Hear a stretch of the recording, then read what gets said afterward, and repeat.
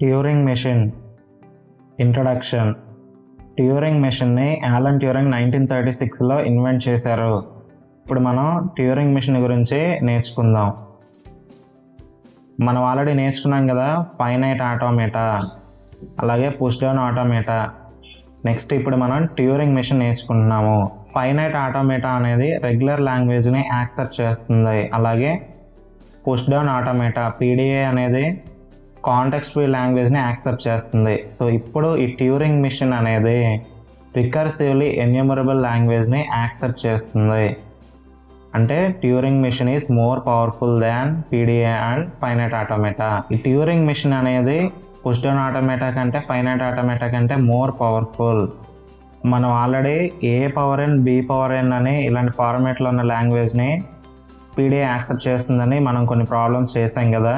అంటే push down ఆటోమేటాలో మనకి stock ఉంటుంది.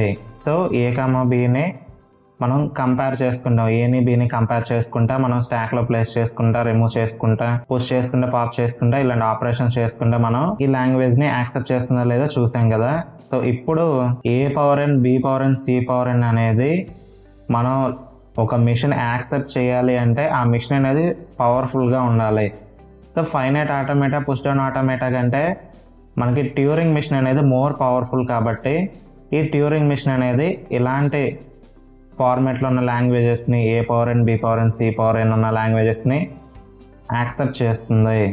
ఇప్పుడు మనం ట్యూరింగ్ మిషన్ టాపిక్లో ఇంకొంచెం డెప్త్గా వెళ్దాం. ఇలా ఒక ఇన్ఫైనైట్ టేప్ అనేది మనం తీసుకుందాం. ఈ ఇన్ఫైనైట్ టేప్లో మనకి ఇన్ఫైనైట్ సెల్స్ ఉంటాయి. అలాగే ఒక స్ట్రింగ్ని ప్లేస్ చేద్దాం. స్ట్రింగ్ని ప్లేస్ చేసుకున్నట్లయితే so this is an infinite tape with infinite cells.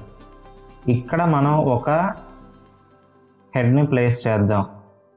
అంటే ఫైనైట్ కంట్రోల్ హెడర్ని ఒకదాన్ని ప్లేస్ చేద్దాం. ఇది మనకి ఏం చేస్తుందంటే ఈ టేప్లో ఎలిమెంట్స్ని అంటే స్ట్రింగ్స్ని రీడ్ చేయడానికి, రైట్ చేయడానికి మనకి హెల్ప్ అవుతుంది. ఈ ఇన్ఫైనైట్ టేప్లో మనకి ఇన్ఫైనైట్ సెల్స్ ఉంటాయి. ఆర్ సెల్స్ని మనం బ్లాక్స్ అని కూడా అనొచ్చు.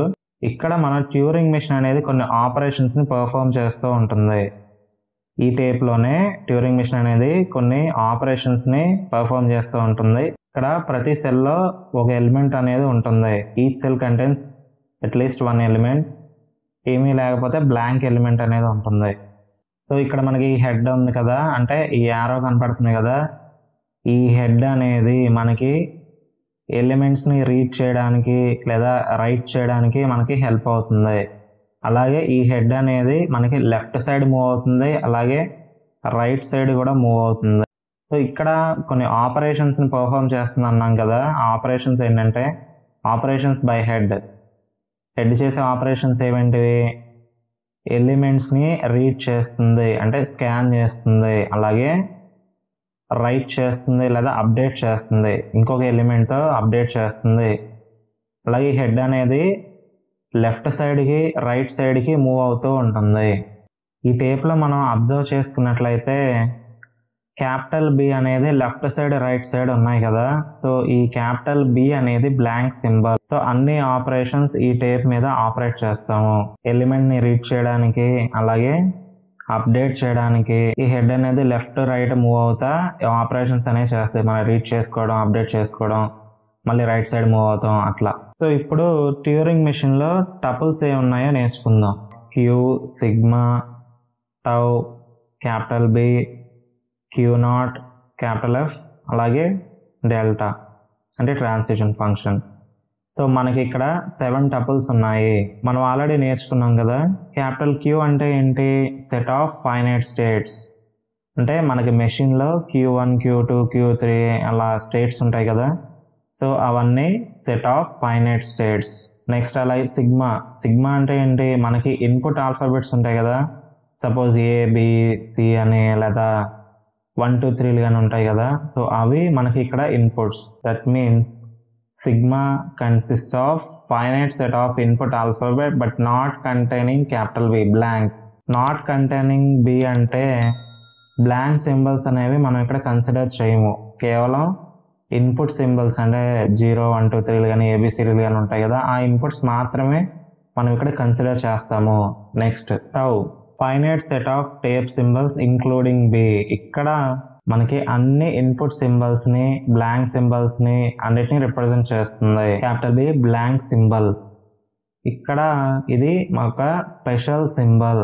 బ్లాంక్ సెల్స్ ని మనం రిప్రజెంట్ చేయడానికి క్యాపిటల్ బితో మనం రిప్రజెంట్ చేస్తాం కదా. టేప్లో ఎంటీగా ఉన్న చోట బ్లాంక్ సింబల్స్ని మనం ప్లేస్ చేసుకుంటాం. నెక్స్ట్ అలాగే Q0. Q0 అంటే మనం ఆల్రెడీ నేర్చుకున్నాం కదా ఫైనైట్ ఆటోమేటాలో. ఇనీషియల్ స్టేట్ ఇది, అంటే starting state. Next capital F అంటే set of final states or halting state, అంటే లాస్ట్ ఫైనల్ స్టేట్ అన్నమాట. హాల్టింగ్ అంటే ఏంటి? స్టాప్. అంటే లాస్ట్లో మనకి మెషిన్ అనేది కంప్లీట్ అయిపోయినాక యాక్సెప్ట్ చేసేసుకున్న తర్వాత స్టాప్ అయిపోతుంది కదా, సో అదే హాల్టింగ్ స్టేట్ అంటాము.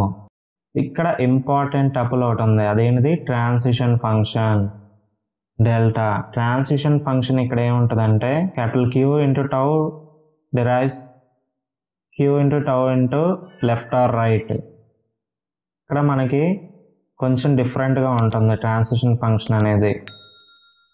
సో ఈ ట్రాన్సిషన్ ఫంక్షన్ అనేది కొంచెం ఇంపార్టెంట్, గుర్తుపెట్టుకోండి. Q అంటే ఏంటి? ట్రాన్సిషన్ ఫంక్షన్లో క్యాపిటల్ Q ఉంది కదా, ఈ Q అంటే ఒక పర్టికులర్ స్టేట్ని మనకి డిఫైన్ చేస్తుంది. అలాగే టౌ అనేది మనకి ఇన్ఫైనైట్ టైప్లో మనకి హెడర్ ఉంది కదా, హెడ్ అనేది ఏదైనా ఎలిమెంట్ని రీడ్ చేస్తుంది కదా. సో ఆ ఎలిమెంట్ని రీడ్ చేసి నెక్స్ట్ స్టేట్కి వెళ్ళిపోతాం. నెక్స్ట్ స్టేట్కి వెళ్ళిపోతే ఇక్కడ మళ్ళీ క్యాపిటల్ Q అంటే ఏంటి? Next state.